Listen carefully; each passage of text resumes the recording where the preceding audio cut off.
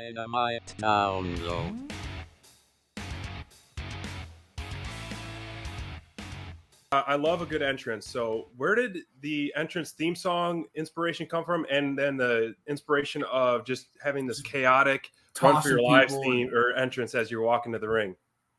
Well, I mean, it was a morph of things that happened over the years. I mean, if anybody got to see a lot of what I did in Japan, there were a few years where I was getting to come out and, it was always a question of how many water bottles I would have buried in my pants and hands and wherever.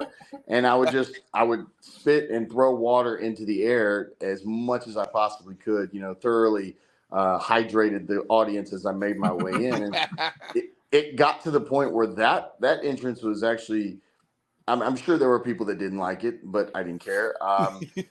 But in Japan, there were people that made signs for it. It was like water here. And I remember specifically, like I was going through the crowd and I was spitting the water, and it turned into more just throwing the water with the water bottle, because hygiene, whatever. Like I said, I didn't care. And I came around a group of fans, and this dude held his child up not to block himself, but he wanted his child to be doused with what they were baptism.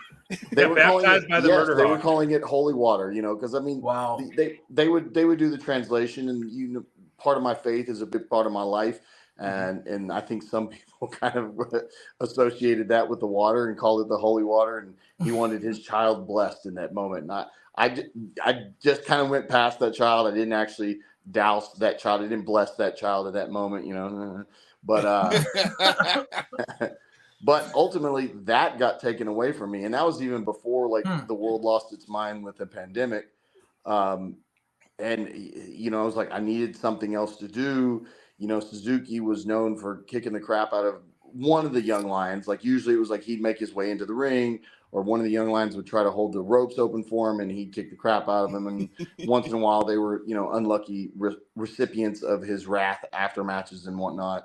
But I was like, you know what? Normally New Japan has 2, 3, 4 young lions around the ring. I was like, I'm just going to make sure that each and every one of them gets a taste of the Murderhawk monster. I think at the time it was the American Psycho, and then ultimately morphed into the Murderhawk monster.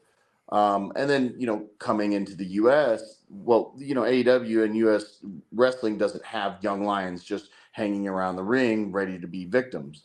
So I had to start getting creative. And, a lot of the matches that I've been involved in AEW, they're very quick matches, and they're usually with talents who are hoping to be seen and get a chance. And unfortunately they get stuck with me, and, their chances getting destroyed.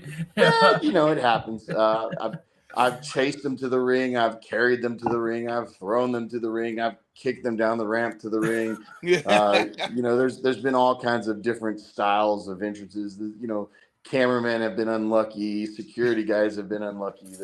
But it's all part of the fun of, sometimes I jokingly say I think people are more interested to see my entrance than they are to see me wrestle. So, well, your entrance sometimes is longer than the match. It's like I can just imagine a new guy. Hey, I got good news and bad news for you. The good news, you're going to be on TV tonight, and it's going to be a quick match. The bad news is this is who you're taking on. Yeah, one of the baddest dudes on the planet. Exactly.